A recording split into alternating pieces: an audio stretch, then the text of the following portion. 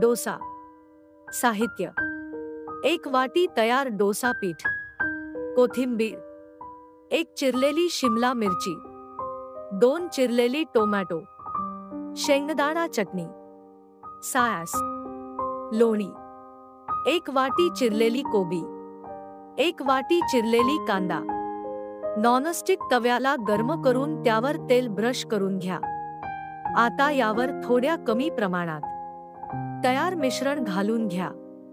पीठ घालून कांदा, कोबी, टोमॅटो, शिमला मिरची, कोथिंबीर घ्या.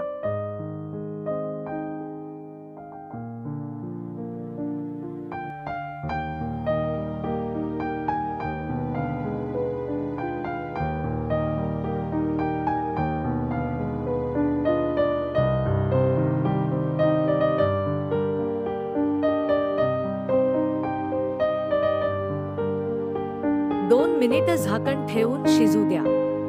सास, चटणी व लोणी घाला.